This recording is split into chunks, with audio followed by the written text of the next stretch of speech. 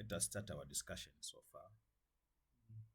And today we're going to concentrate on Ipsas 46. Right? Ipsas 46. The key issue is emerging issues on Ipsas during 2023. As we discussed earlier, that on May 2023, almost many Ipsas has been developed, almost 5 Ipsas. We had Ipsas number 45. Then we have Ipsas number 46. We had Ipsas number 47 and 48. So we are waiting for the other Ipsas to come because many of the exposure draft are in process. So my worry in this exam, you might be asked some of the keynotes on development of Ipsas relating to current issues emerging. So remember Ipsas 45 and then Ipsas 46 and then Ipsas 47 and then Ipsas 48. These are major issues in development of Ipsas. So 45, it is PP. This one affect Ipsas 17. 46, it is on measurement. This arises because of FRS 13. Some changes in IS, right? And then Ipsas 47, it is because of this one here is technically, it's because of several Ipsas, but it is 11. I will explain how it works. This one is 11. This one did not exist. None. So it was filling the gap. Let me make it comfortable for you to grasp something here, because actually at a start, you should have some key issues as to why things are happening. Although we had a discussion on Ipsas 45, let us recap at least to have a mindset. So Ipsas 45, as I said, it has key issues, which was the gaps. So actually, it was coming from amendments in PP. You see? And PP is within Ipsas 17, yes. And here, we had key issues, which is to be addressed. Number one, infrastructure asset.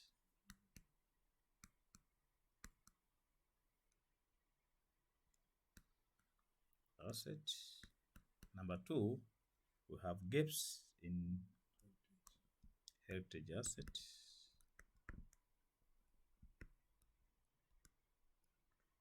And number three, we had gaps on measurements.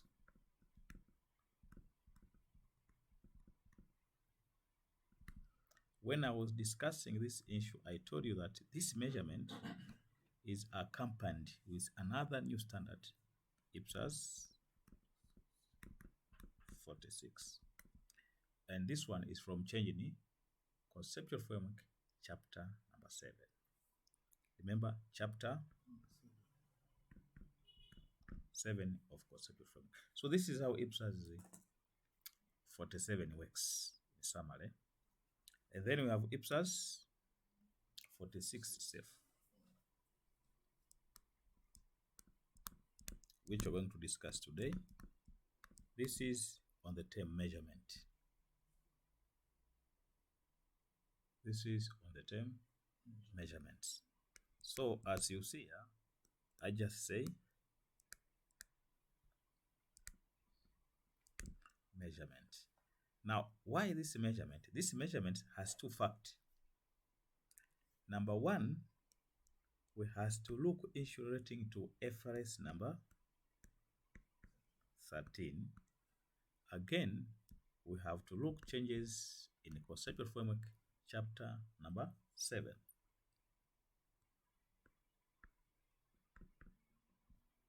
Conceptual framework.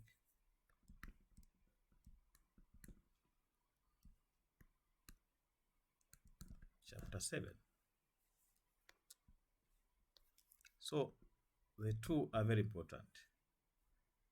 So emerging issues, we has other Ipsas standards, gaps. Here, put here. Kwa kulikuwa na gap in Ipsas. So Ipsas did not address any standard regarding measurements, regarding fair value. So Ipsas had no guideline on what is fair value. That was a gap. So gap in Ipsas regarding fair value. Nobody had addressed fair value. That what is fair value? So the definition of fair value was only available in FRS. Nothing in Ipsas. It's the same as what we're having in asset held for sale. FRS 5. It was explaining about how asset held for, but public sector held for sale, no definition. So in order to fill the gap, there was an emergence of Ipsas 44 in the last session, right? Now we're going to Ipsas what? Yes? 47. Tumaliza 46 ndio, tumeeleza tuende 47. Sasa Ipsas 47 ni nini? Ipsas 47. Hii hapa inaongelea revenue in public sector. This is revenue in public sector. Revenue in what? Public sector. Now, why this one? Hii standard ilikuja baada ya mambo yafuatayo. Moja, kule kwenye FRS kwanza kulitokea kitu kizito kinaitwa FRS 15. Kwa hiyo kulikuwa na gap. Kwa hiyo FRS 15 ilipokuja ikawa na guidelines fulani ambazo zinaongelea nini? Zinaongelea revenue when a public sector contractor has committed to render services or goods. So revenue when there is contract. So number one. Kwa hiyo hapa kukawa na model. Kuna 5-step model ya FRS 15. Lakini kukawa na weakness kwenye standard zifuatazo. Kwa hiyo ukianza kuisoma hii ikawa na vitu hivi nitakavyozungumza hapa, ambao sasa kwetu sisi hapa ndio muhimu sana, watu wa halmashauri na watu wengine. Tavieleza hapa. Emerging issues that I will explain here and which are very important for us to address. Kwa nimesema moja ni uwepo wa FRS 15. Ujio wake ukaleta model ambazo ni technical. Pili, kulikuwa na Ipsas number 9. Ipsas number 9 ilitokana na IS namba 18 ambayo imefutwa kule kwenye FRS. Umenisikia? Kwa hiyo kukawa na baadhi ya mambo yaliyofutwa kwenye IS 18 yakaletwa kwenye FRS 15. Sasa baada ya kufutwa ikawa samsigano kwa sababu Ipsas number 9 itoka na ICE number 18, wakasema let us make a difference, kwamba why this. Kwa wakaona sasa ni muhimu kufuta Ipsas number 9 ko in line with Ipsas number FRS number 15, a new model. Nyingine ni kwamba kulikuwa na ICE number 11. Hii ni revenue when a customer has a contract. When a contractor has a contract with a customer. Hii ilikuwa na Ipsas namba 11 kama umesoma huko. Na yenyewe sasa ikaona kwa kweli imekuwa, kwa sababu kule hizi standard hizi hapa, sawa, zote ziliungana zikaleta hii. Kwa hiyo ina maana hizi mbili zilikufa. Alafu sisi kwa kuwa tulitumia hizo kupata hizi Ipsas namba 9 na 11, kuna zenyewe akasema automatically zitakufa ili kupata standard mpya. Sasa ukija ya mwisho sasa ni Ipsas namba 23. Hii standard ilikuwa haina relation yote na FRS. Kwa hiyo wakakuta ndani ya hii standard ina mapato ambayo public sector inapata. Kwa mfano tunaweza kuwa na public sector ambazo ni contractors kitanzania. Zipo nyingi. Chukulia TTCL au Suma JKT. Imekaa sawa? Suma JKT ina Suma Guard. Unafahamu Suma Guard? Kampuni ya ulinzi. Imeingia mkataba na BOT wa kutoa ulinzi. Manake Suma ni contractor, wanatoa service. Imekaa sawa? Sasa recognition of revenue when there is a contract with customer on a commercial base haiwezi kuadapt Ipsas 23 wala namba 9. Kwa wakaona sasa kuna baadhi ya modo inaenda kwenye FRS 15. Kwa hiyo hayapo kwenye 23 wala pale kwenye 11 ambayo tunaitumia hayapo zile modo. Kuna kampuni za simu kama TCL imeleka mpaka hapo. Kwa hiyo at least kwenye point hiyo wakaona sasa kuna weakness kwenye Ipsas 23 kwa sababu haina modo ambazo environment ya FRS 15 inazitaka na imeshaziweka vizuri. Kwa kule kwenye 15 kuna hizi kampuni za simu, kuna hizi airline, sawa? Kuna hizo Suma Guards. Bado ukienda jeshi la polisi wana mfuko wa tozo na tozo ambao askari wanatumia silaha kulinda mabenki na migodi. Na mikataba ile ni ya kibiashara. Nimeleka mpaka. Sasa at this point sasa inaleta nini? Msigano kwenye public sector kwamba environment is changing. Ukienda London wana buy system. Unafaa buy system. Kampuni ya kutengeneza rada ya kimataifa ambayo tuliingia kashfa nayo miaka ya nyuma wakati wa Chenge. Zile kampuni zile ni nzito. Kuna Boeing. Boeing ni kampuni ya kiserikali. Lakini mikataba kutengeneza ndege fulani, si ndio? Kwa sasa unapoongelea Ipsas ni worldwide kwamba this kind of arrangement does depict a new standard to be established. Kwa at this point ndipo sasa ikazaliwa Ipsas 47. Kwa ufupi sasa Ipsas namba 9, namba 11, namba 23 zitakufa kifo cha mende itakapofika mwaka 2023.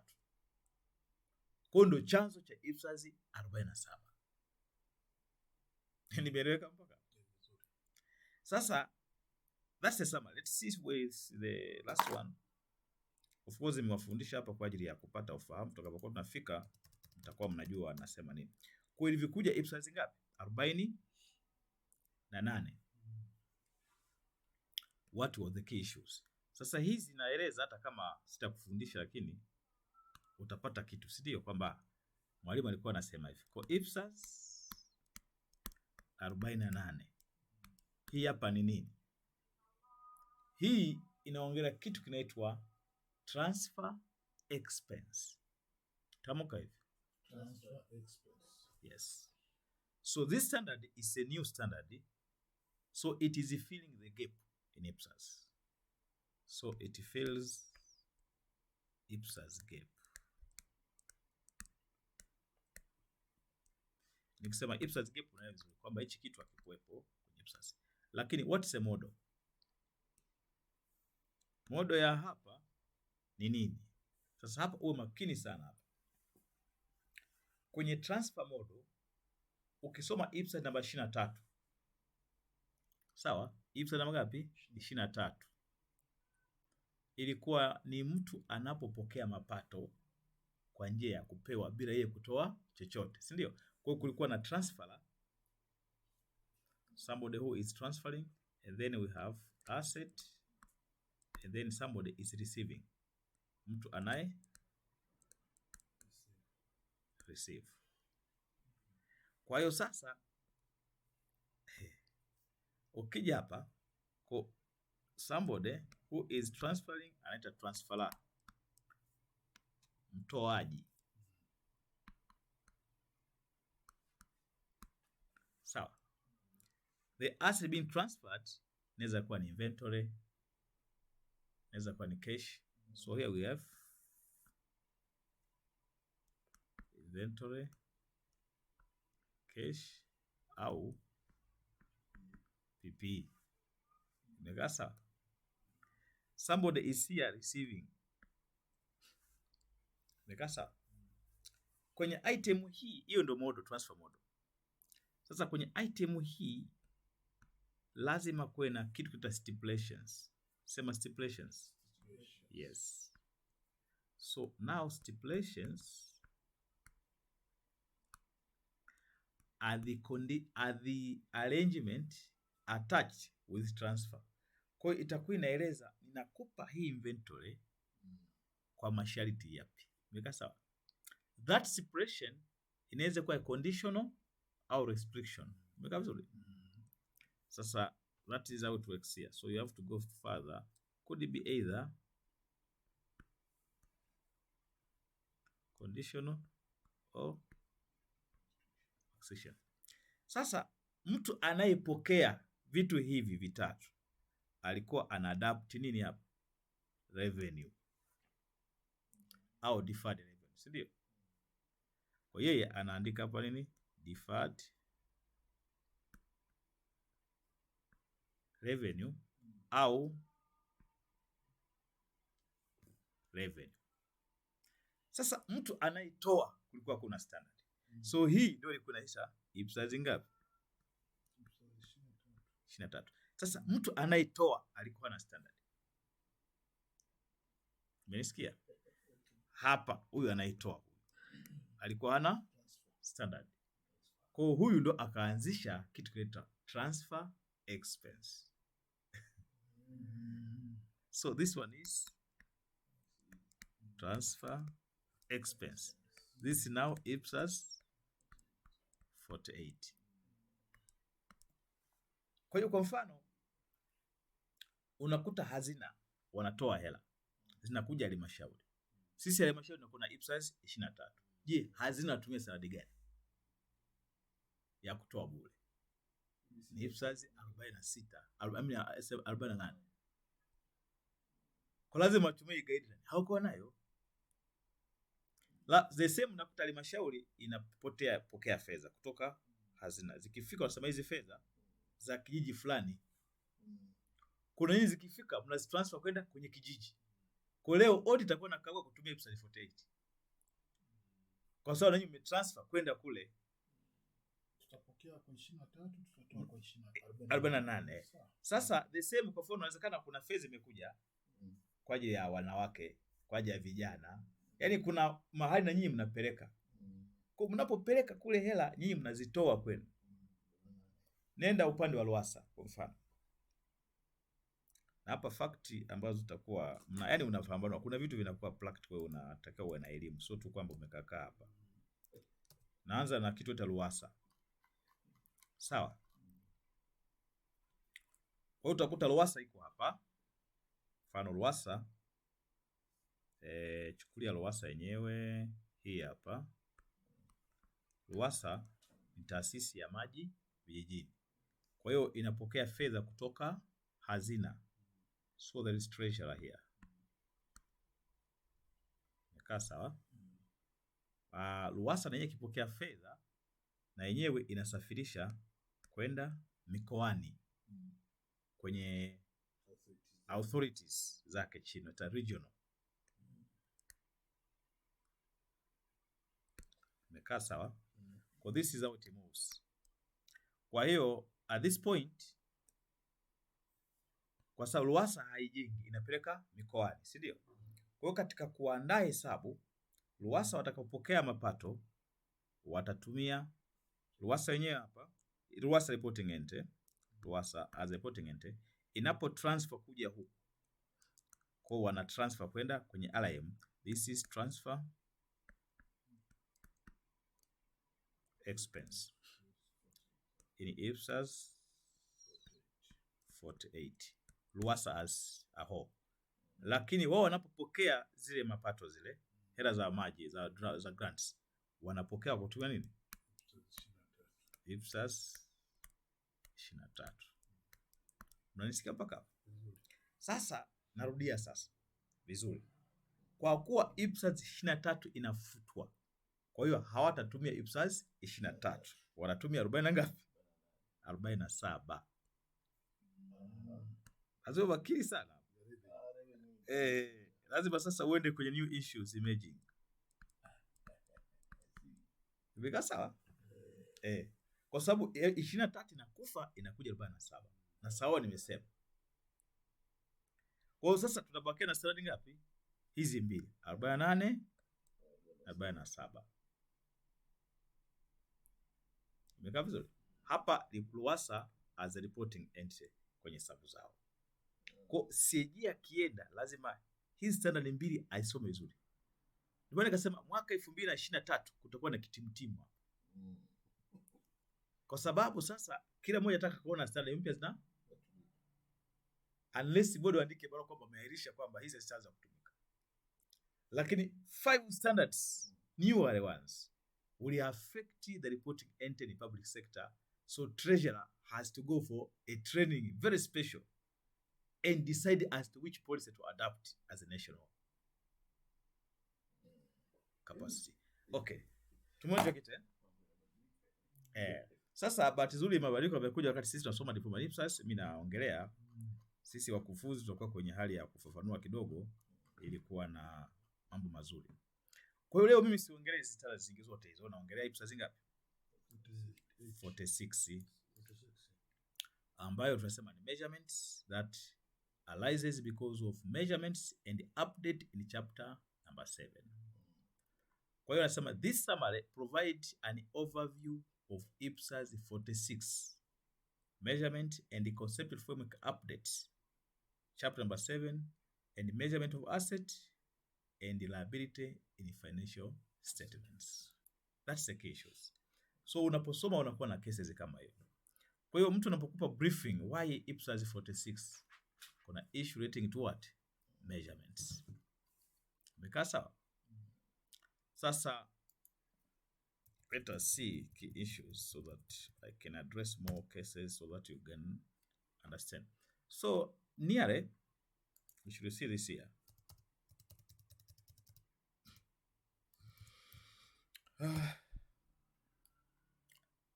Project objectives. The objective of this amendment is as follows. Number 1, to provide further details. That's why I'm saying we have to provide further details, guidance on the implementation of commonly used measurement bases. Sasa hili la msingi sana, commonly used measurement bases and the circumstances under which this measurement they should be used. Manake we had the previous measurements in Ipsas, but we didn't have circumstances where to use. And we are going to observe these measurements. But remember, the emerging issues in conceptual framework in chapter number 7 also has briefly explained about these measurements. Number B, to clarify transaction cost to enhance consistency across Ipsas. Transaction cost also will impact when you recognize asset initially at fair value. How do we measure it? In Ipsas 17 has been addressed when going to Ipsas 45. We have Ipsas 27 agriculture. We measure them at fair value. We have financial instruments. This is, we have financial instruments which are carried at through surplus or deficit. They are measured at fair values. So how do we address them? Number C, amend where appropriate guidance across Ipsas relating to measurement, recognition, subsequent measurements, and measurement of related disclosure. So that is all. So when depicting this one, we have 3 cases to address it. Kwa agenda tu ya kuzungumza kwenye moja ya swali kwenye bodi ni hiyo, kwamba lengo la Ipsas ni A, B na C. Very simple and short. Huwezi kwenda kwenye detail kwa sababu the question is 10, 20 mark. So eleza kidogo hapo, unasonga mbele.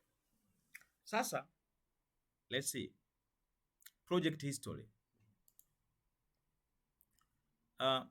Ipsas B initiated the measurements of project in 2015. Zamani sana. Yaani kulikuwa na mtikisiko wa 2015, 2014 kulikuwa na standard nyingi sana zimetoka zina item ya measurement kwenye standard zake. Sasa 2015 wakaanza kusema hii measurement ni ya namna gani? Wakaanza project mwaka 2015. Kumbuka huu mwaka 2016 ndio serikali kuu ilianza kuwa audited kwa Ipsas. In April 2021, Ipsas B issued an exposure draft on a conceptual framework to update chapter number 7. Wakasema kwa sababu measurement ipo kwenye conceptual framework chapter number 7, tuanze kujadili kufanyaje kuiupdate. Kwa kaanzisha exposure draft namba ngapi? 76. Imekaa vizuri? Sasa pia kulikuwa na exposure draft ya liability in financial statement. ID ngapi? 77. Okay. Hiyo ni very simple, kwa imeshaondoka. Kwa kasema subsequent measurement framework, the subsequent measurement framework illustrated the relationship between different components when determining the value of an asset and liability. Haya sasa twende kwenye kitu hapa kwenye subsequent measurement framework. Anasema subsequent measurement framework in chapter number 7 explain. Hapo sasa ni chapter number 7 ya conceptual framework. Inasemaje? Sasa hii kwa hichi kipande hiki sasa ni mabadiliko mapya ya chapter number 7 ya conceptual framework ambayo inaonyesha kitu subsequent measurement framework. Sasa hivi ikoje? Hapa namaanisha nini kwanza? Naweza kunielewa. Naweza kuwa nasoma hapa tunaitikia tu hapa. Kwa mfano neno subsequent peke yake. Alafu neno measurement. Kwa mfano tumenunua tractor Mbalali. Sawa? Au tumepewa tractor Mbalali. Kwa hiyo ukishapewa tractor, kitu cha kwanza kuna initial measurement. Siku linapokuja tractor, how do you measure it? Sawa? Sasa kama tumenunua, wanasema tunacheki bei ya tuliyonunulia. Ndio inakuwa ni cost ya tractor. Hiyo ni initial measurements. Kama tumepewa, tutatizama sasa ile tractor fair value yake ni kiasi gani kwa standard ya sasa. Sasa hivi nataka tumie deemed cost. Sawa? Kwa hiyo ndio initial measurement kwa tractor la kupewa. Lakini kununua unatumia cost model. Sasa neno subsequent tukishakaa nalo kwa mwaka mmoja, what will be the measurement? Ndio subsequent. Sasa subsequent measurement wakaingiza kwenye conceptual framework kwa sababu ilikuwa haina basis kwamba how do you get subsequent, how do you get initial measurement. Sasa chapter number 7 ikatoa model ya subsequent measurement ili ziwe kwenye line moja kwenye standard zote, ziwe inventory, ziwe agriculture, ziwe ni building structure, financial instrument etc. Kwa sasa hapa ndio lengo la chapter number 7 na 10. Kwa subsequent measurement in chapter number 7 is now explaining the following. Mikasa. So anasema the subsequent measurement framework in chapter number 7 explain the relationship between the various components required to estimate the value of an asset or liability. Kwa hii measurement inaongelea vitu viwili, asset na nini? Liability. Kwa mfano, nikisema asset ni hizo asset zote zile, whether current asset or non current asset. Nikisema liability ni madeni. Kwa mfano kwenye financial instrument kuna financial liability na financial asset. Ukiwa na financial instrument carried at amortized cost, unaanza kuzi amortize. Una amortize. Kwa mfano ukichukua bonds kule treasury, unakuta unakuwa na financial asset ambayo umenunua. So kila mwaka una amortize value yake. Kwa hiyo mwingine anakuwa na financial liability, mwingine anakuwa na financial asset. So that is asset na liability. So anasema in developing the subsequent measurement framework, the Ipsas be identified 3 level. Sasa hapa ndo pa kueleza sasa what is imaging. Kwa hiyo sisi hatukuwa na subsequent measurement framework. So Ipsas B ikadirect kwamba kuwe na 3 level ambayo tunafanua. Level ya kwanza anasema lazima kuwe na measurement models. Level ya pili lazima kuwe na measurement bases. Level ya tatu lazima kuwe na measurement techniques. See, very important. Ukienda kwenye kila standard utasikia kuna cost model na fair value model. Hiyo ilikuwa ni measurement models. Hakuna measurement bases wala hakuna measurement techniques. Nimeleka mpaka.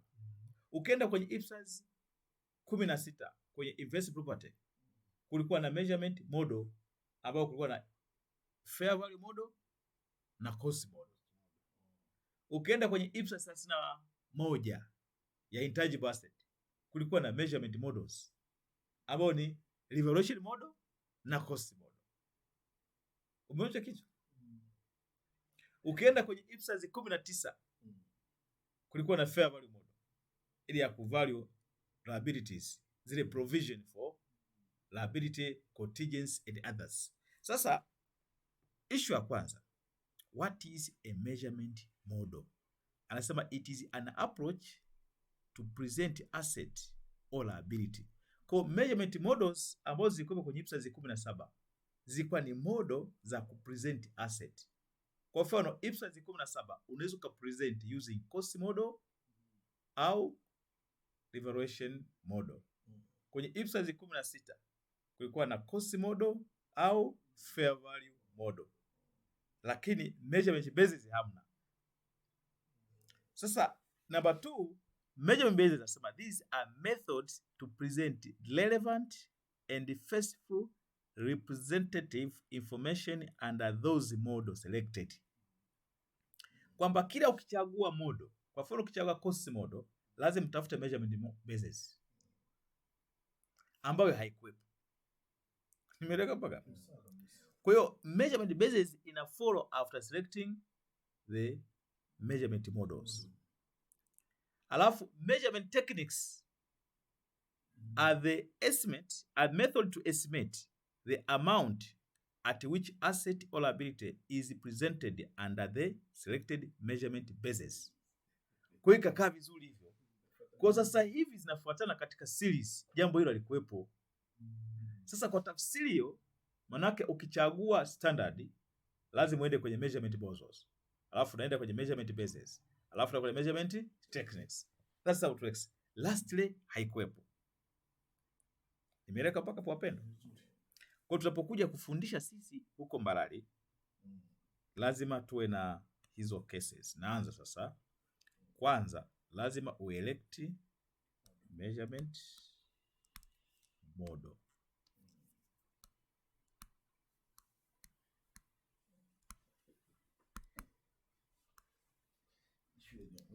That is number one. Number two, you have to select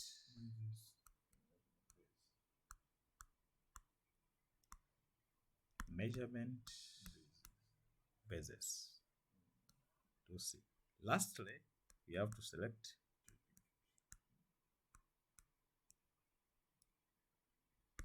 measurement techniques. Hivi vitu hivi ndio vya msingi.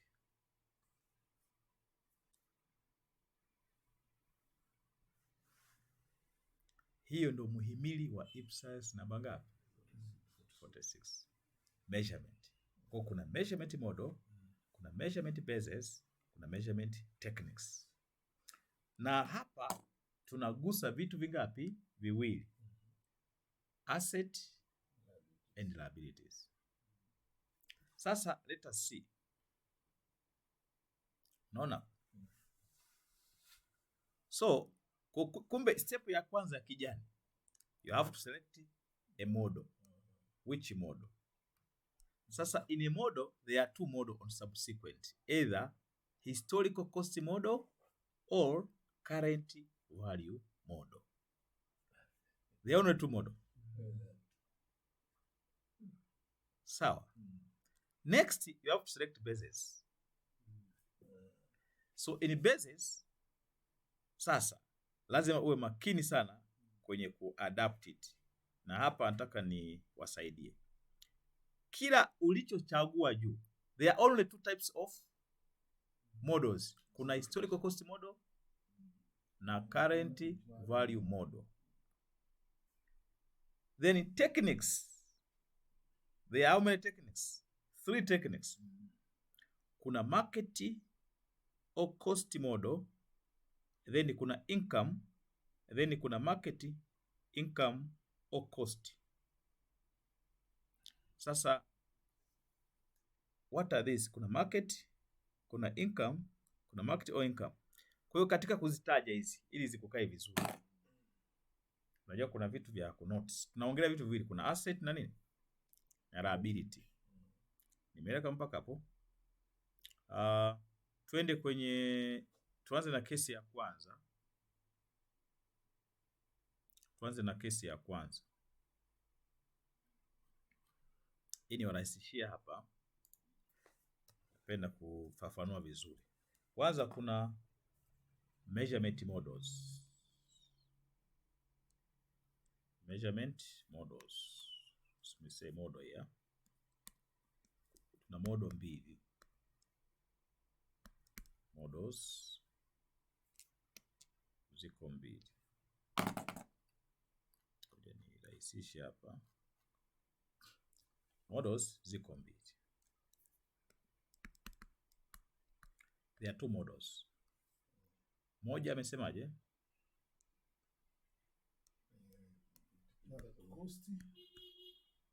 Historical cost model.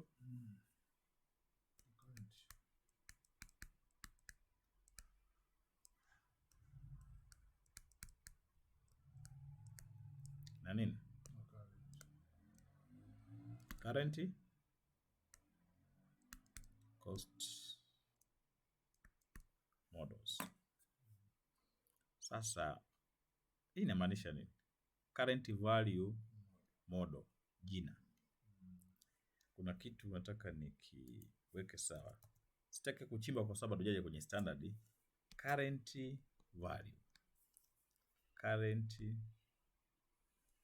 value model.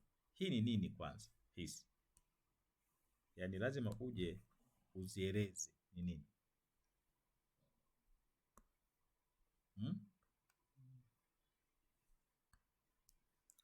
Ukizitizama, bwana sisi kwa makini sana. Unajua kuna vitu utakao uvielewe kiroho. Akisema historical cost model ni kama unaongelea cost model. Ambapo mtu anasema cost minus depreciation. Sawa. Akisema current value model ni kama naongelea zile value za sasa, either revaluation model au fair value model. Unasikia mpaka?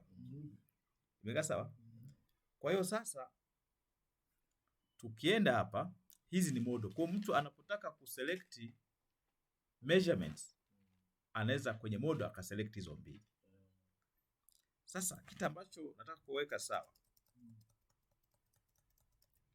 step ya pili nini? Ni nini? Measurement basis. Sasa measurement basis unaweza kuweka hivi, ile basis of measurement as to x.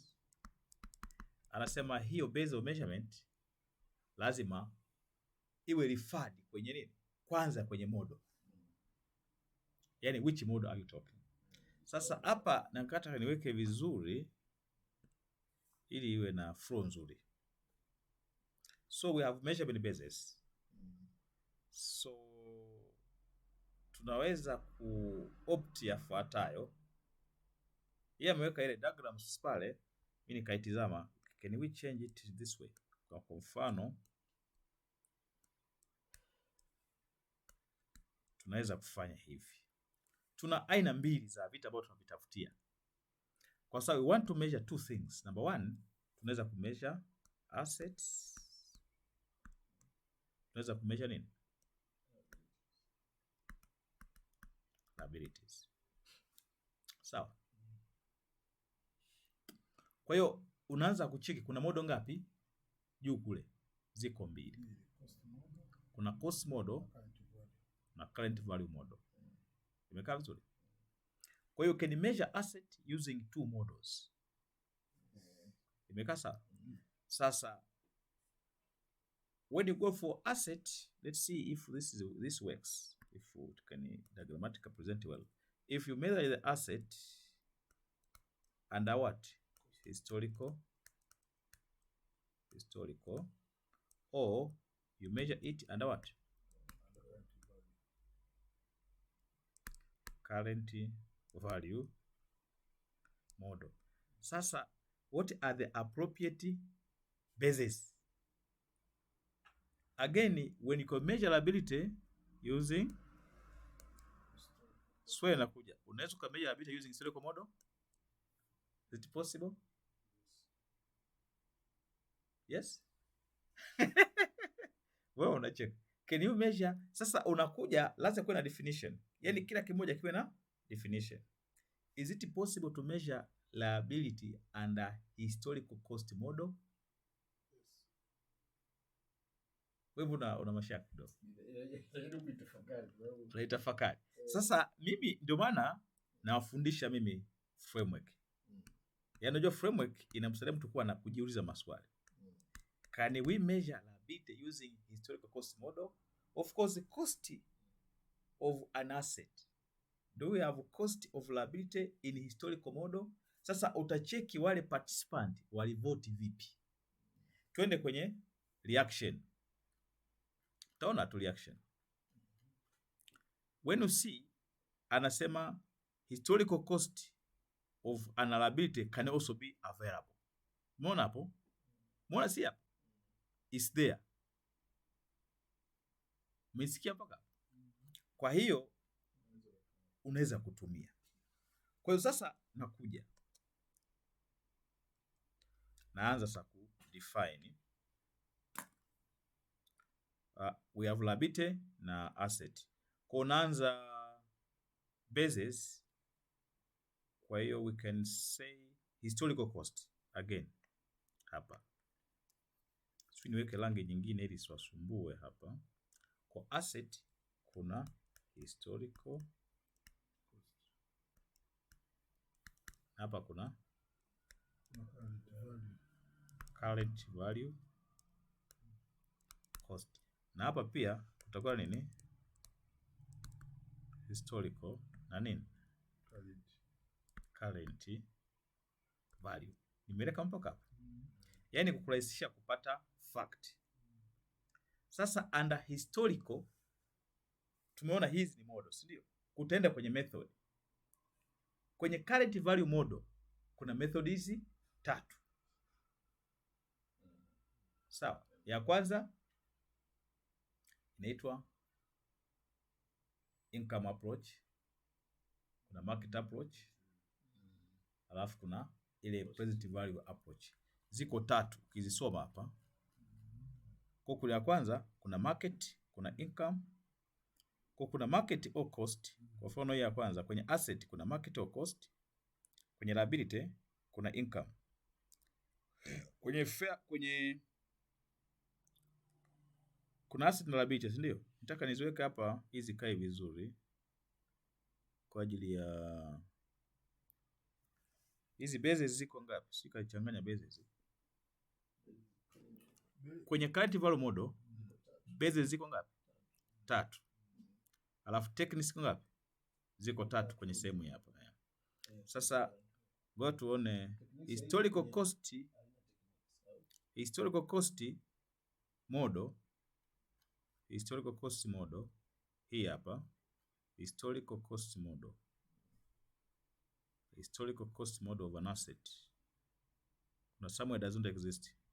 Asset ina, kwa mfano asset ngoja, historical cost model ina asset na liability kwenye basis lakini haina techniques. Nikaa sawa? Kwa hapa itaishia hapa. Of asset historical cost haina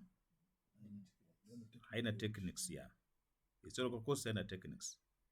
Isipokuwa kwenye current cost model yenyewe inakuwa na nini? Current value model ndio ina base 3. Ina operational value, ina cost fulfillment, ina fair value model. Sio mkazo mpaka hapo? Yeah. Kwa hiyo kwa ufupi hii basis ipo kwenye eneo la current value model, una operate kwenye asset. Alafu kuna cost fulfillment model kwenye liability.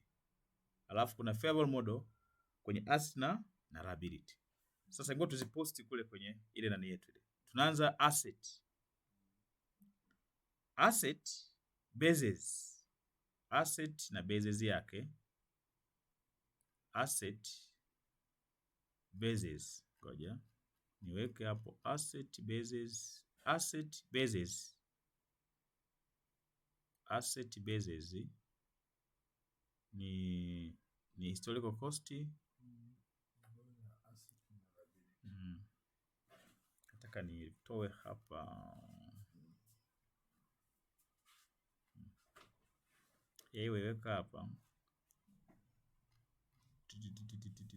Kwa mfano asset unaweza kutumia current cost, historical cost basis. Yes.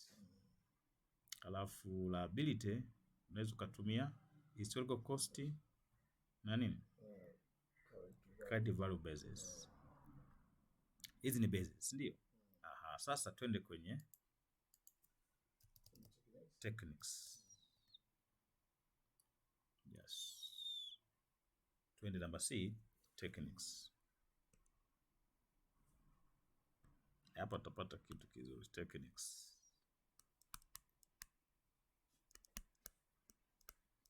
Techniques.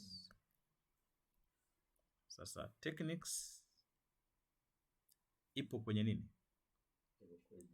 Nani moja tu. Kwenye nini?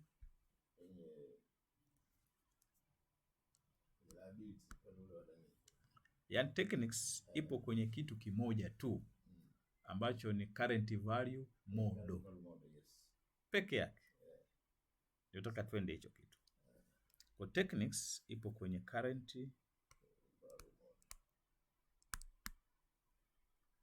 value model only.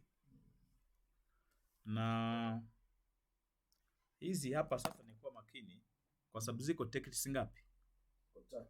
Ziko 3. Sasa ukitaka kuzicheki hizi techniques zipo kuna asset na liability. Kwa mfano ziko techniques 3.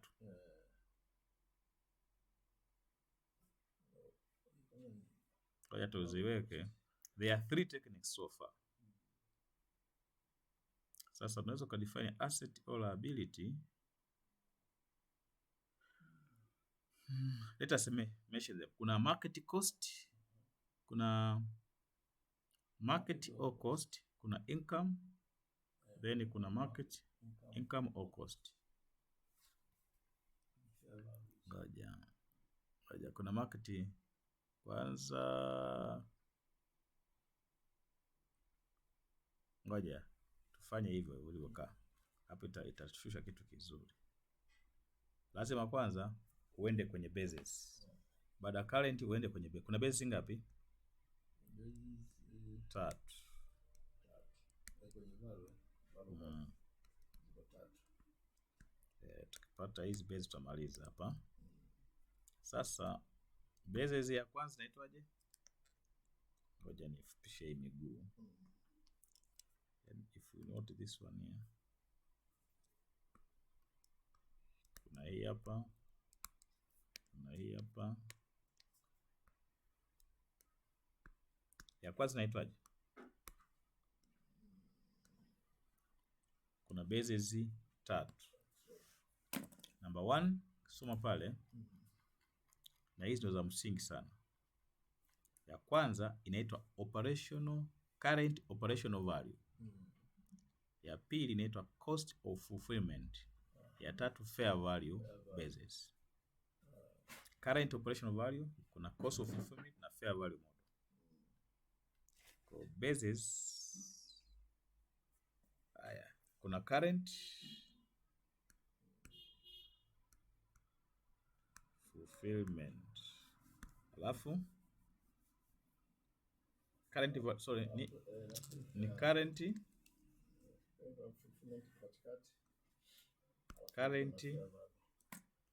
inaitwa current value model. Inaitwa current operational value. Inaitwa current operational value. Current operational. Alafu current fulfillment. Alafu mwisho fair value basis. Hii ni basis. Sasa hii vitu ndo ana vitesti. Ukienda alivyo high mark, alitoa nini tena pale?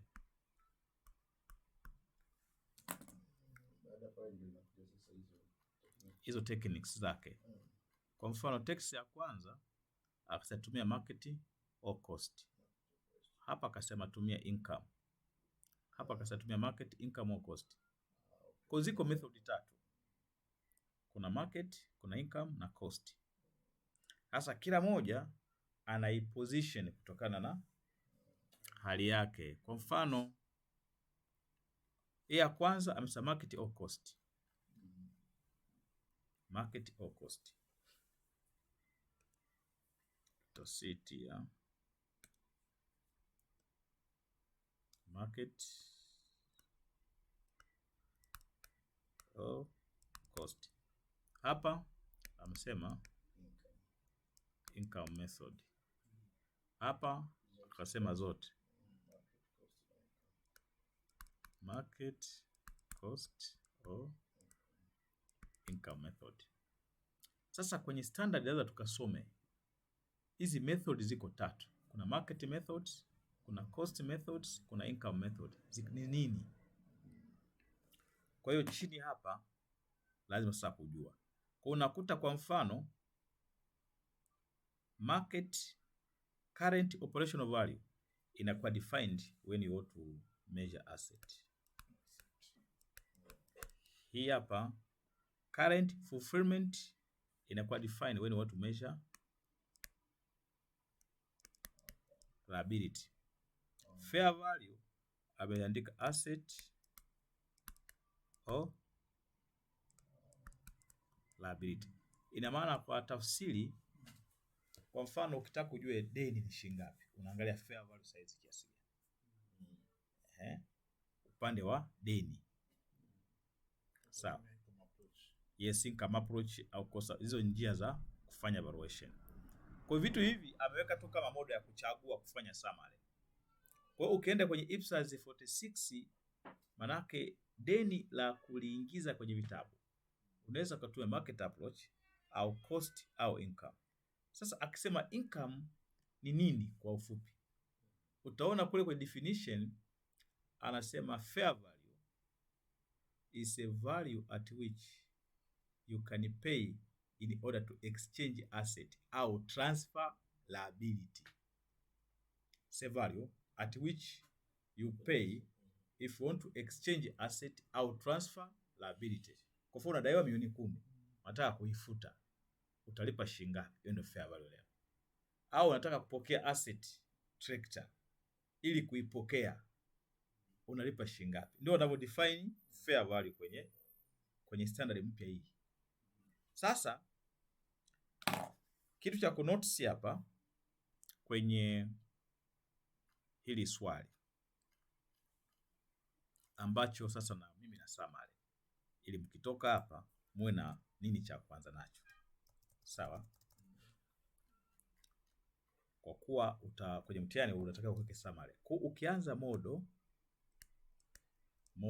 sema there are two model. Sawa? Ya kwanza cost model na ya pili current value model. Kisha kazi. Very simple. B unakuja nini? Bases. How many bases do we have? There are 3 bases. Sawa.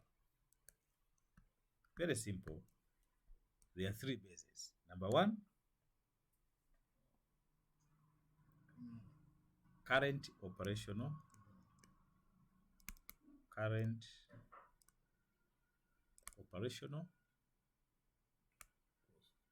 value.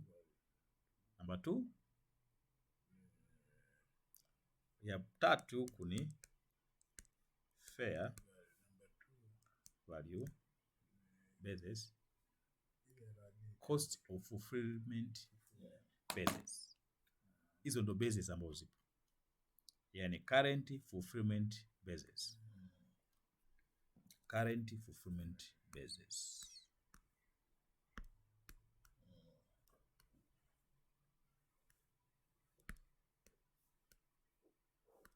Sasa ya mwisho ni nini?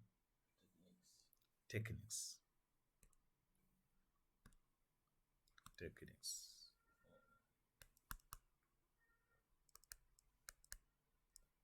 Techniques ziko ngapi? Tuziona pale. Ziko 3. Ya kwanza inaitwa nini? Market. Okay, unaweza kusema cost. Alafu kasema market, ukasema nini? Income. Hizi ni techniques.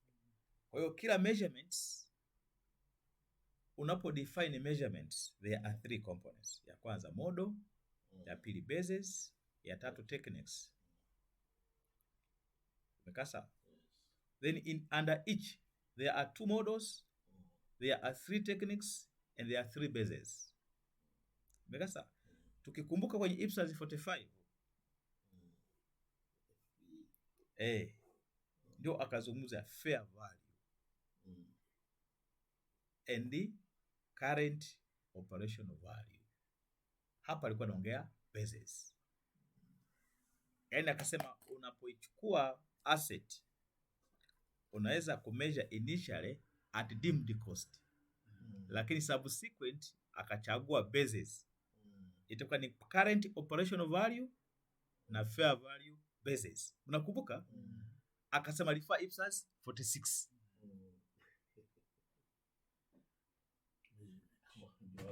Ndio hapa. Kwa kitu cha msingi sasa, sisi vitu vipya kwenye measurement ni hivyo, kwamba measurement sasa hivi iko defined under 3 categories as per conceptual framework chapter 7. Ya kwanza, you should have a model. Ya pili, you should have a basis. Ya tatu, you should have a techniques. Mekaa sawa? Models, there are only two models: cost model and current value model. Bases, there are three bases: current operational value, kuna current fulfillment basis, alafu na fair value basis. Techniques, there are three techniques. We have market techniques, we have cost techniques, we have income techniques. Kazi imeisha. Kwenye fact sasa ya kusonga mbele hapa ndo akazusha sasa definition ambayo sasa naweka vizuri. Measurement based katika summary. Anasema historical cost ni nini?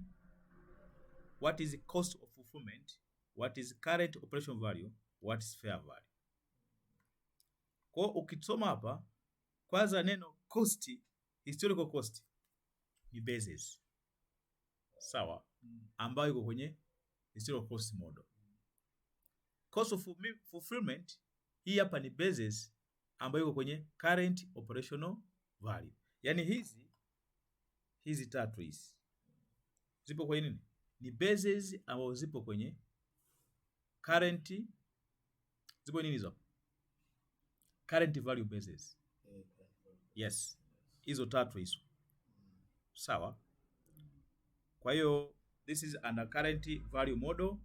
We have cost of fulfillment, we have current operational value, and then we have fair value model. Sasa amedefine what is historical cost. Anavyosema paka kama basis, anasema consideration given to acquire, construct or develop an asset plus transaction cost or consideration received to assume liability minus transaction cost. Kwa mfano hapo, hebu tuende vizuri. Tumechagua historical cost model. Tunapokwenda kwenye basis, tukasema ni historical basis. Manake ukinunua kitu, unapoenda kuadapt sasa hivi tractor kwa kutumia hii value, utatumia thamani ya invoice ya vitu ambavyo umenunulia. That is a basis. Umesikia mpaka? Ukiagiza gari kutoka nje, ukalipa freight, import duties na kadhalika, mpaka gari imefika. Ukitaka kulipoti kwenye vitabu under historical cost model, then you go for historical cost basis. Lazima utumie the transaction cost ambazo zimekuwa directly attributable to the asset.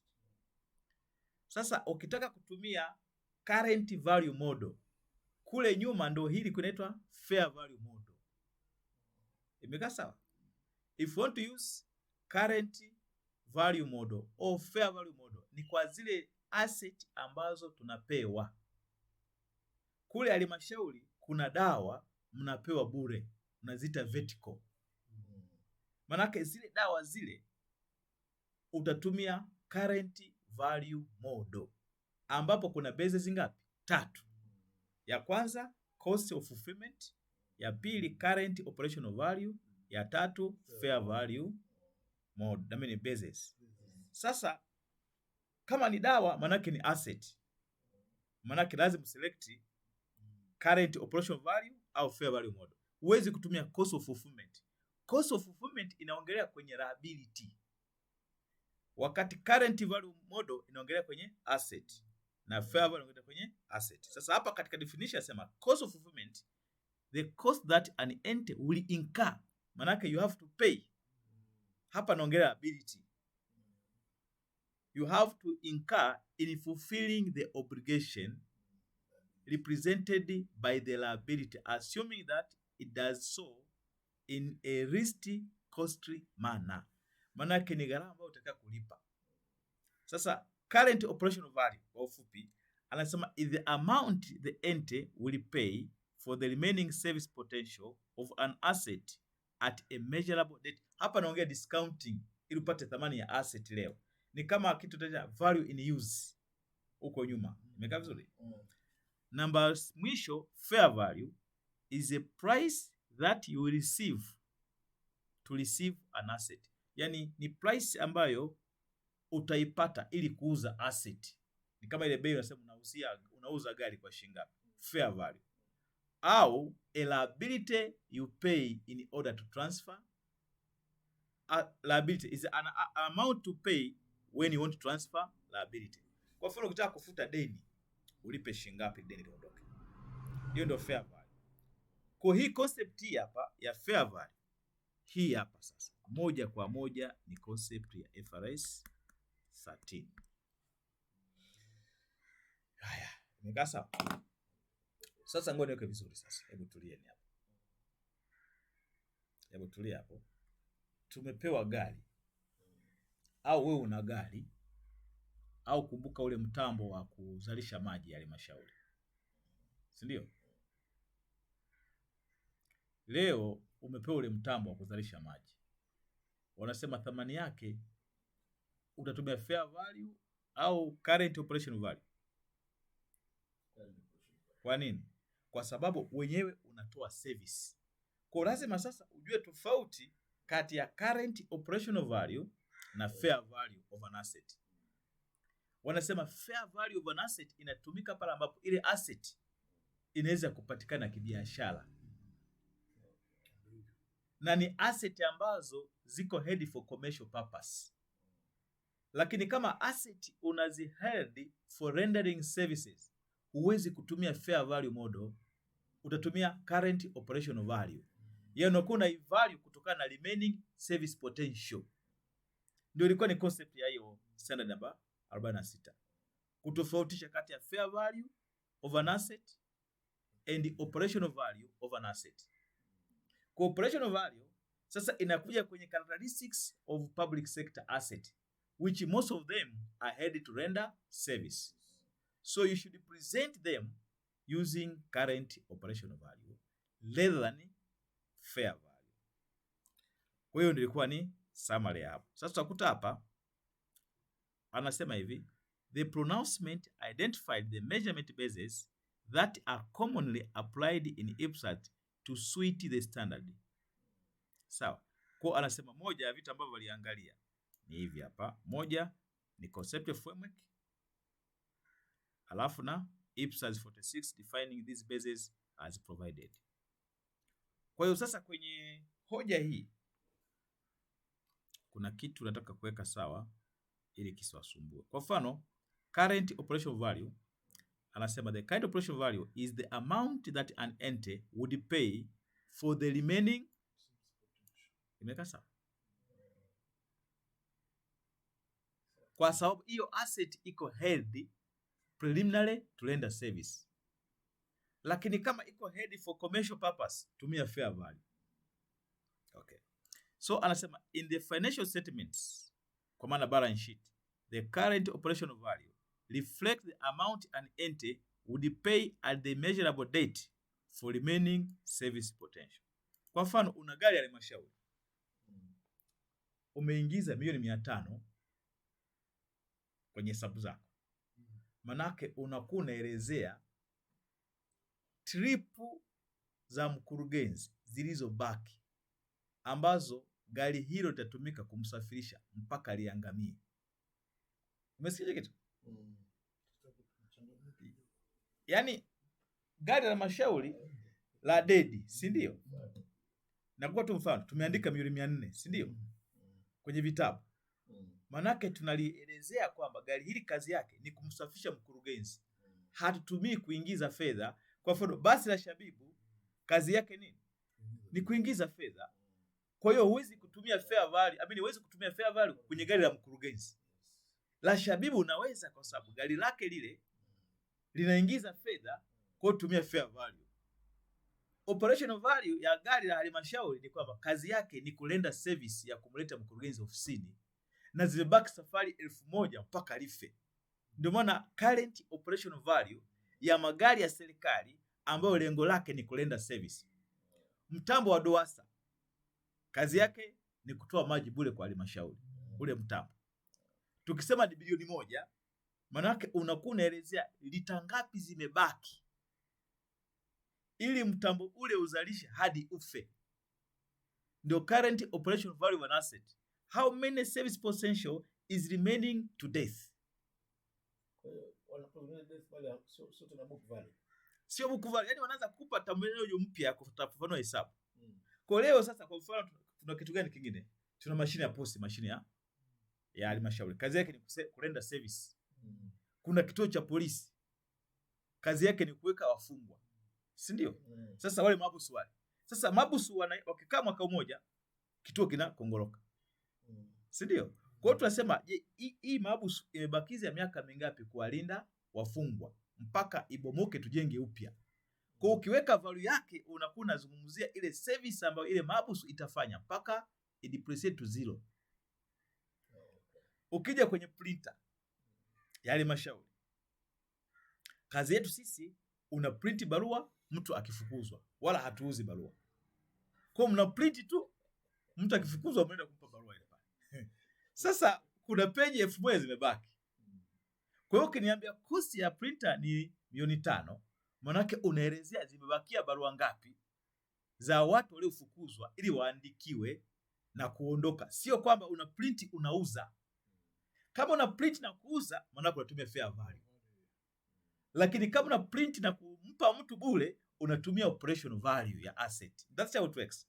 Kwa mwandishi akawa anasema, tukiwa tunasema operational value, manake tunasema hii asset iko held to render service potential only. Tukisema fair value, manake that asset is held for commercial purpose to reflect market participants when there is a commercial return on it. Nimekasa mpaka? Haya. Kwa sasa ameeleza vitu, nadhani that was simple. Nilikuwa nataka niwaambie summary. Kwa mfano, chanzo cha fair value ilikuwa nini? Ni IFRS 13. Mnanisikia kwa wapendwa? Kwa hiyo fair value itokana na IFRS ngapi? 13. Na ndio imeleta mgogoro wa Ipsas 46. What were the key issues? Sasa unisikie kwa makini sana hapa. Kwenye hii hapa alidefine fair value kama ifuatavyo. Anasemaje? Soma hapa. Is a market based measurement, not an entity's specific measurements. Kwa hiyo lazima iwe ni bei ya soko. Sasa wewe unamiliki gari la halmashauri kumbeba mkurugenzi. Sawa? Pale hatuzungumzii kutumia gari hilo kwenye shughuli za kutuingizia fedha kisoko. Tunazungumzia service potential. Kituo cha polisi kinamiliki silaha kwa ajili ya ulinzi usiku bure. Ile ni service potential peke yake. Lakini kampuni ya night support inapomiliki silaha ni kwa ajili ya ulinzi ili kuingiza fedha. Imekasa mpaka? So anasema when a price of identified asset or liability is not observable. Manake kama bei hiyo, kwa mfano tuna gari, bei yake ya soko haipo kule kwenye sokoni. Kwa sababu gani? Sisi lengo letu sio kufanya biashara. Ndio. If it's not observable and enters measures fair value using another valuation techniques that maximize the use of relevant observable inputs minus the unobservable inputs. Kwa hiyo sasa unapotaka kumeasure asset, lazima uobserve bei ya hiyo asset kwenye soko la asset hizo. Kama asset zipo, kuna bases zingine. Kwa utakuta hii standard create techniques zingine ambazo zikazani ni Ipsas 46. Kwa anasema definition of fair value focuses on asset and liability because they are on primary subject of accounting requirement. Yani fair value haiongelei revenue. Inaongelea nini? Asset na liability peke yake. Kama tuliona. Haya. Sasa ukija huko measurement. Definition of fair value. Asema this FRS define fair value as the price that would be received to sell an asset or paid to transfer a liability in ordinary transaction between market participant at a measurable date. Hii maana yake nini? Sikize kwa makini sana. Hivi Mbarali soko liko lini? Liko siku gani? Jumanne. Jumanne. Kwa hiyo ukisema fair value lazima kwanza utaje place where it is measured. Cha pili utaje date when it is measured. Cha tatu utaje market participant, wale wanaoshiriki ule. Ndio maana utakuta nikizungumzia mchele wa Mbalali unauzwa Mbalali kwa bei fulani, mchele huo huo unapokuja kuuza Dodoma bei na tofautiana. Kwa unaposema fair value lazima utaje ni wapi. Ndio swala hilo. So fair value ya Mbalali na ya Dodoma zinatofautiana. Sijui unaweza kunisoma hicho kitu. Kwa hiyo utakuta kwa mfano ni mafundisho. Mtu anasema bwana, mimi tuna msitu upo Mbalali wa miti. Umekaa sawa? Msitu uko Mbalali wa miti ni eka 1000, lakini thamani haipo. Kwa kutumia fair value wanasema kaangalie msitu wa Njombe, kaangalie msitu wa Mafinga, kaangalie msitu wa Iringa, unaolingana huo, bei zao kiasi gani. Tutapata pale. Ukipata zile bei, unachukua transaction cost, yani distance kutoka Mbalali mpaka Iringa, mpaka Mafinga, mpaka unazitoa, ndio unapata transaction fair value ya Mbalali. Kwa kutizama ni ipi unaiona inaweza kuwa ina reflect. Kwa sasa wanaposema where do you make fair value, the location itself and the market participant does implicate fair value. Kwa hii standard IFRS 13 ilikuwa na hicho kitu. Ndio maana sasa tunashauri Mbalali kama haina bei ya msitu, kaangalie Njombe. Labda kwa mfano Njombe ni milioni 7. Unachukua distance kutoka Njombe mpaka Mbalali, unatumia shilingi 100,000. Unatoa, utapata bei ya msitu wa wapi? Wa Mbalali. That is transaction cost. Sasa fair value inakuwa na market, place, time and market participant. Kwa hiyo imedefine vitu vingi kiasi hicho. Alafu kuna the transaction safe nasema fair value measurement assume that the asset or liability is exchanged in ordinary transaction between market participant to sell the asset or transfer liability. Yani mimi na wewe tunapouziana kitu, sio kupeana. Kwa mfano, wasa bwana Mushi anaponunua kwa Muro kitu fulani, bei yake tofauti inapokuja kwa Mwambukusi. Manake fair value ni tofauti na hazina kupeleka mali halmashauri. Mmenisikia? Wanasema lazima kuwe na ordinary business. Sasa uwezi kusema eti asset tumepewa alafu tuimeasure at fair value ndio ikaanza kukataa kwenye PP schedule. Wanasema tumia deemed cost. Wanaanza kukwepa hilo kwa sababu gani? Ile asset haipo kwenye ordinary business. Sikia mpaka. Ndio maana utakuta hii standard imekwenda vizuri kwenye kuchambua. Kwa hiyo kuna vitu vingi vya fair value, nisitaki kuchimba sana. Lakini twende kwenye nini kimetokea sasa baada ya haya mabadiliko ya hizi standards. Sasa hapa ndo nimalizie kwa sababu naona umeanza kusinzia kidogo. Twende hapa, nataka nimalize hapa. Tunaanza na hii hapa. Ipsas 12. Unasikia? Hii nini? Inventory. Ukisoma inventory kuna kitu kinazungumzwa, measurement ya nini? Ya inventory. Sasa let me see it, alafu mtaona. Soma hapo. Measurement of inventory. Inventory shall be measured at law of cost and net relative value, except where paragraph 16 or paragraph 17 applies. Sasa at law of cost vis-a-vis NRV. Sasa ngoja sasa mwanze kuona impact yake. Maana kipengele hiki baada ya hii standard kuja lazima kibadilishwe. NRV inakuwa defined kama fair value minus what? Sasa tuanze na fair value. Tunasemaje? What existed. What existed in other Ipsas. Hii ndio issue ambayo tutakuja kucheck impact yake nini. Kwa utaanza na nini?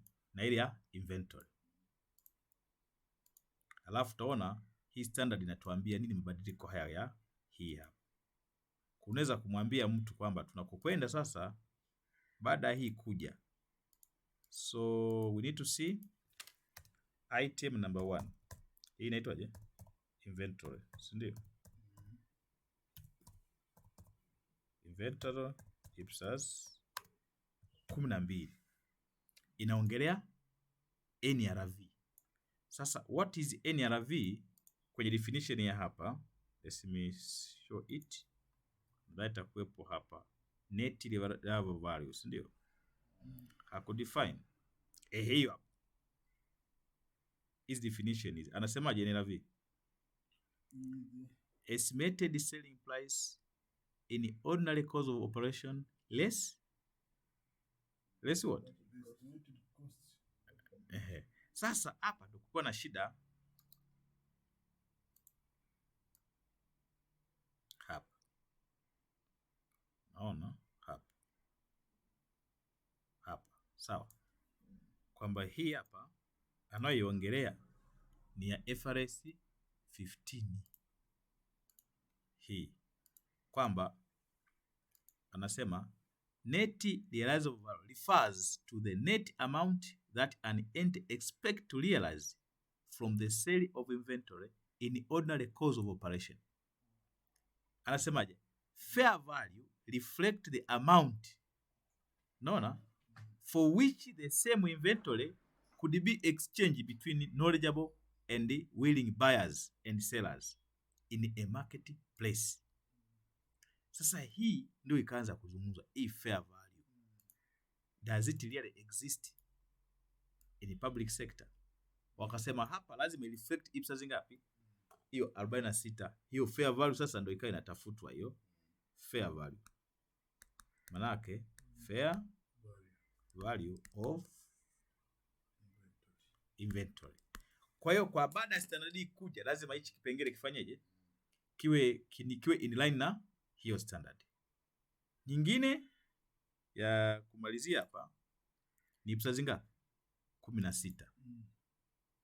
Naona napo kwenye measurements basis utaona imesema somewhere classification, recognition, measurement. At recognition amesemaje? Owner occupied shall be initially at cost, shall include initial measurements. So where the ownership property is acquired through non-exchange, its cost shall be measured at what? Fair value. Moja kitu kianza hapo. Manake hapa lazima pawe na mambo ya kujieleza hapo. Sasa ngoja nitoe hapa.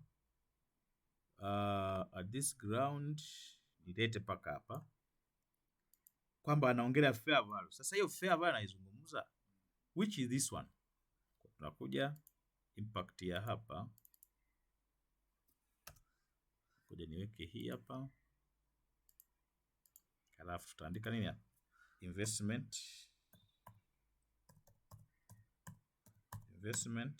property in Ipsas ngapi? 16. Na chenye kuna hiyo issue ya nini? Fair value. Kwa ilikuwa wanatumia neno hilo lakini hawajalitafsiri vizuri ilikuwa linamaanisha nini. Yaani hawajadadavua. Kwa haina guidelines. Kwa mtu yote anaweza kufanya. Ipsas 16 fair value. Hebu kugusa pale ilipozungumzwa pale. Kwa hiyo neno fair value limetajwa. Manake hapo utaona sasa lazima kuwe na mabadiliko. Ngoja nirudishe huku sio kama kuna fair value kwenye definition yake. Ipo. Akuweka fair value. Hapo kuna initially itakuwa subsequent. Hapa subsequent hapa. Yes. After recognition anasemaje? With exception of the apple, an end shall choose its polish either tayari. Kwa utakuta hapo inagusa sasa. Lazima tuichukue hapa. Manake hapa lazima changes zitokee kwamba hii fair value inazungumza iwe in line na nini? Na Ipsas 46 ya huku. Mbona anavyokwenda mimi? Yeah. Kwa lazima hiyo iguswe. Na ukienda kwenye mabadiliko ya Ipsas 46 utakuta imegusa vitu hivi kwamba itaenda kugusa hapo. Kwa hawa mabadiliko kwamba pale mwanzo fair value ilikuwa inazungumzwa kwenye Ipsas sio ile ambayo sasa itaongea kwenye 46. Imekaa mpaka hapo. Haya, inayofuata nyingine tulichagua ipi? Tulichagua 17. Niliweka 17, tuende kwenye fair value na yenyewe. State just subsequent definition. Toa definition kama ipo. Ipo fair value hapo. Pale kwenye measurement hii hapa. Naona? Kwa hii na yenyewe hapa tuliondoa. Na last session wakati nazungumza jana niliongelea kwamba fair value iko hapa. Sasa hizi imesema deemed cost. Kwa meichomoa hii deemed cost. Kwa impact ya hapa inaitwa owner occupied. Manake PP this is Ipsa 17. Impact yake kwenye fair value ni hiyo hapo. Kwa hiyo naweka hii mkiprinti upate kwa kutetea na kusummarize vitu na kwenda haraka kwa vitu vingine. Kuna kingine kinajitokeza fair value hamna? Ni hapa hapa tu, si ndio? Nyingine ni ile usema wewe. Inahusu nini ile intangible? Ndio hii hapa nimeitoa tayari. Ngoja. Kwa nitarudisha huko. Intangible. Kwanza 23 kuna fair value pia. 27 kuna fair. Ngoja niende intangible. Twende haraka. Intangible na yenyewe sasa ilisema wapi? Hichi ambacho kuna niuliza wewe.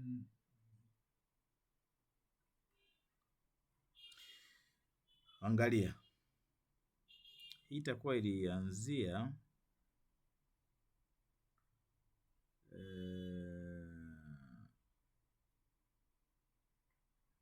ni nini itakuwa wapi pale?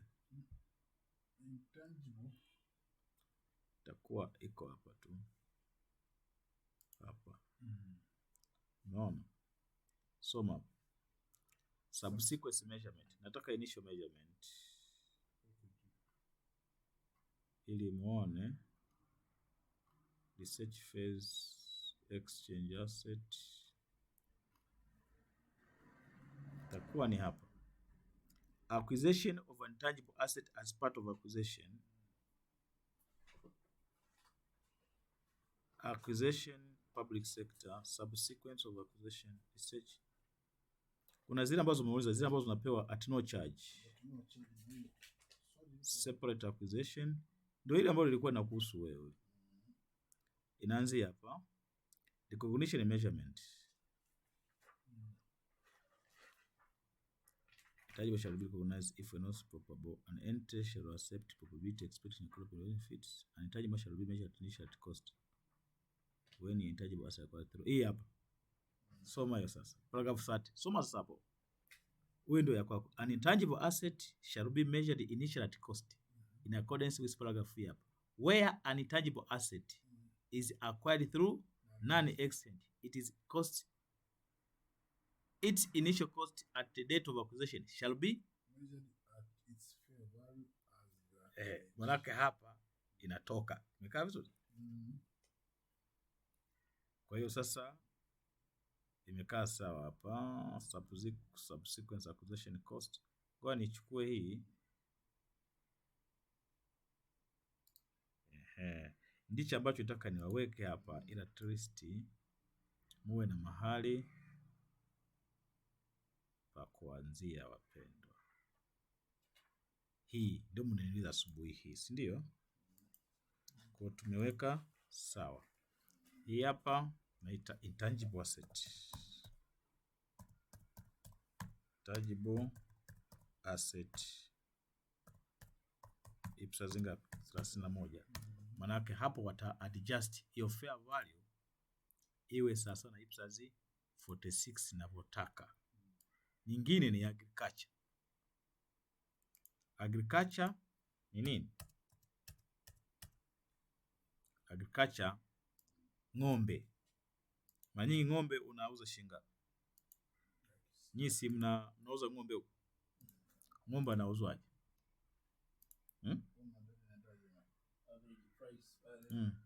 Yaani ng'ombe kwa sababu ukisikia watu wasema nimeuza ng'ombe, yaani unaangalia nini? Size ya ng'ombe. Anapimwa kilo ng'ombe? Size tu kwa maana kubwa wa ng'ombe. Bwana usemi vizuri bwana.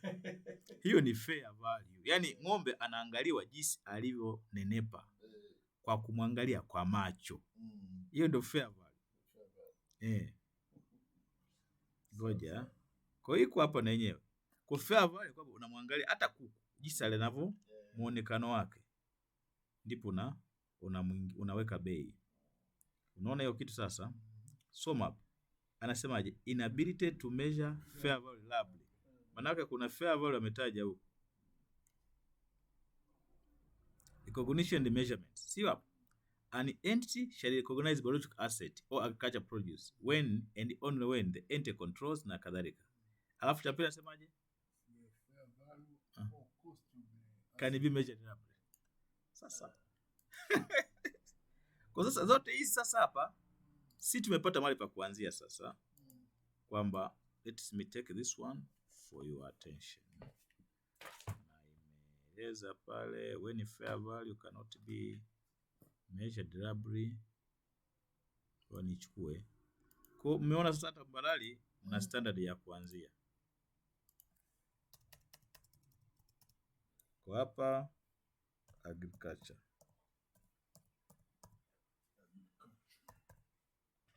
Ipsas ngapi? 27. Kwa hiyo fair value imetajwa kwenye hapo. Na nasema kama haiwezekani kataja hapa.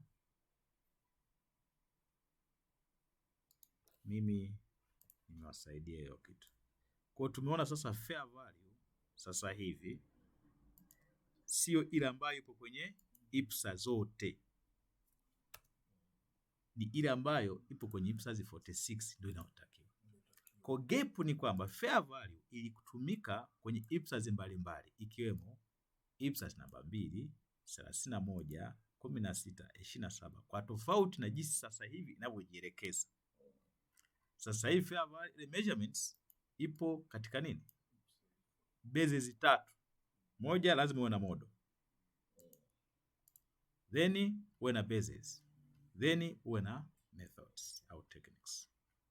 That is our practice.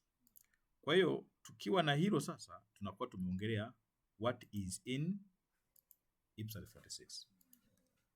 Kuna swali?